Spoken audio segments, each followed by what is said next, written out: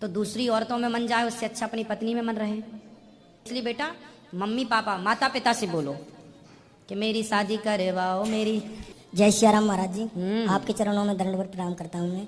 महाराज जी मेरे 2-3 क्वेश्चन हैं। एक तो पहला क्वेश्चन कि ब्रह्मचर्य का पालन कैसे करें। जैसे कि मैं हनुमान चालीसा का पाठ करता हूँ या कोई भी XYZ, तो पाठ तो चलता रहता है लेकिन मन चला जाता है, आपको पता है कि दूसरी जगह। फिर पता चलता है कि हम कहाँ हैं, तो फिर वहाँ मन लगाओ, फिर 2-3 मिनट तो मन वहीं रहेगा, फिर चला जाएगा दूसरी जगह। पहला क्वेश्चन तो ये महाराज जी।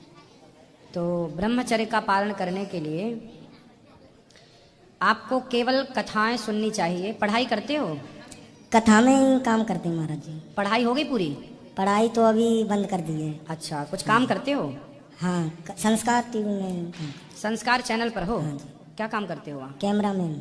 अच्छा, तो फिर एक काम करो कि आप ज़्यादा से ज़्यादा कथाएं सुना करो। और देखो ब्रह्मचर्य के लिए, ब्रह्मचारी के लिए कहा गया है कि लकड़ी की स्त्री का भी स्पर्श वर्जित है। यदि ये लकड़ी की स्त्री है, स्टैचू है, लकड़ी का औरत है, तो इसको ऐसे छूना भी अपराध है। लकड़ी की, सच्ची की स्त्रियों को छूना तो दूर रहा, लकड़ी की स्त्री को छूना भी अपराध है, क्योंकि इंद्रियां इतनी प्रबल हैं। बलवान इंद्रिय ग्रामो विद्वान समपि कर्षति। इतनी प्रबल है इंद्रियां कि बड़े बड़े ज्ञानियों को भी पतित कर देती हैं। इसलिए बेटा आप एक काम करो, कितनी उम्र है आपकी? 22। 22, शादी कर लो।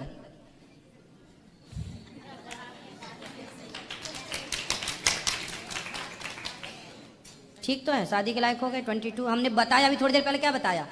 20 साल से लेकर 30 साल का जो टाइम पीरियड है, चाहे लड़के का हो या लड़कियों का हो, ये वो टाइम पीरियड है जहां बच्चों का सबसे ज्यादा मन विषयों की तरफ भागता है।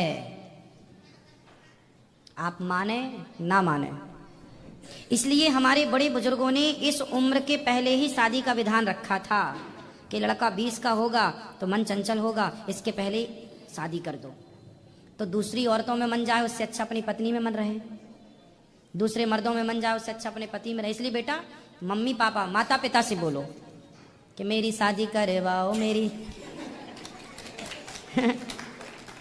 शादी करवाओ आप जल्दी से। और शादी करवाने के बाद फिर हनुमान चालीसा पढ़ोगे ना, तो फिर मन नहीं भटकेगा हर तीसरे मिनट। फिर तो हनुमान चालीसा हो ही नहीं पाएगा। अरे तब ज्यादा अच्छा होगा। अभी ऐसा लग रहा है, अभी तो 3 मिनट ही लग रहा है, बाकी सब भाग रहा है। शादी के बाद व्यक्ति ठीक होता है बेटा। नहीं, मेरे गांव में मेरे साथी हैं जिनकी शादी हो रखी है, उनकी हालत मुझसे बहुत ज्यादा खराब है। कैसी हालत खराब है? जब भी देखो रोते ही रहते हैं बेचारे, शादी करके फंस गए हम तो, शादी करके फंस गए। कैसे फंस गए? क्या बोलते हैं वो लोग? वही टॉर्चर, एक का तो झगड़ा हो गया तो उसने फोन वोन फोड़ दिए और वो मरने भगता है, कोई तबीयत खराब है, किसी का कुछ है। सुनो, ये स्थितियां देखो, आप एक बात बताओ, आप तो कैमरामैन हो।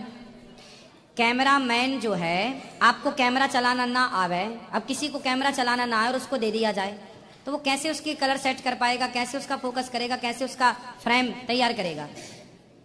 तो कोई भी चीज कैमरा हाथ में लेने के पहले कैमरे के बारे में जानना आवश्यक है कि नहीं? हाँ या ना? हाँ। गाड़ी चलाने के पहले गाड़ी के बारे में जानना आवश्यक है कि नहीं? कहाँ क्लच है, कहाँ गियर है, कौन से नंबर पे गाड़ी चलेगी, कहाँ एक्सीलेटर है, सब जानना जरूरी है कि नहीं? यदि आपको गाड़ी आती है तब तो गाड़ी आप चलाएंगे। अब गाड़ी आती नहीं और हाईवे पे उतरेंगे तो एक्सीडेंट तो होगा।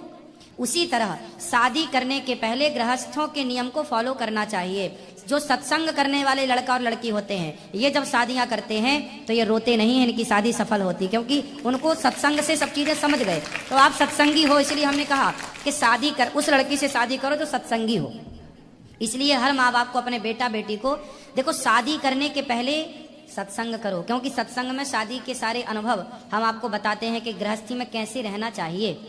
तो पहले से जब आपको पता होगा कि कैसे रहना चाहिए तो ठीक रहेगी आपकी गृहस्थी। अब जो आपके दोस्त लोग हैं जो पिट रहे हैं पत्नियों से, वो इसलिए क्योंकि उनको गृहस्थी चलाए। अब पत्नी को कुछ बोलेगा तो पत्नी मारेगी, तो आप तो एक काम करना, तो पिट आप रहना, फिर नहीं पिटोगे।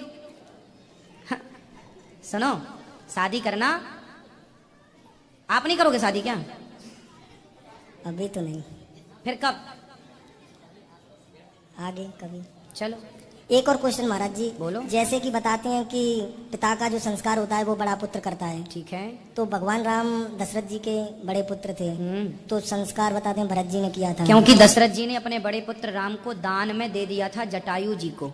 और राम जी जटायु जी के पुत्र हो गए तो जटायु जी का संस्कार किया। अब राम जी बड़े से चले गए, दान हो गए, तो बड़े हो गए भरत, तो भरत जी ने संस्कार किया। ठीक है कि बड़ा बेटा करता है, तो भरत जी बड़े थे, राम जी का दान कर चुके थे ना जटायु को, इसलिए जटायु का संस्कार राम जी ने किया। और एक क्वेश्चन महाराज जी, मुझे चौपाई तो पूरी याद नहीं है, जिसमें बताते हैं कि कौशलेश दशरथ के राजा रघुकुल नंदन वो वाली, जिसमें कौशलेश दशरथ के जाए, हम पितु वचन मान बन आए। हाँ जी, तो उसमें महाराज जी की भगवान राम को उनका पुत्र बताते हैं, क्या है उसके बारे में थोड़ी जानकारी? किसके पुत्र? कौशलेश दशरथ के जाए, भगवान राम कौशल्या पुत्र हैं। और कहा जाता है कि भगवान तो भगवान है, भगवान थोड़ी किसी के पुत्र हैं। क्या पूछना क्या है इसमें, ये बताओ। वो कौशल्या जो वहाँ का जो देश था उसके राजा थे कि कौशल नरेश की बेटी कौशल्या मैया थी छत्तीसगढ़ की। कौशल्या मैया कहाँ की हैं? छत्तीसगढ़िया, सबसे बढ़िया, इसलिए राम जी भी सबसे बढ़िया है, क्योंकि छत्तीसगढ़िया के हैं ना, तो राम जी भी छत्तीसगढ़ के हैं। जय श्री राम। जय श्री राम। ननिहाल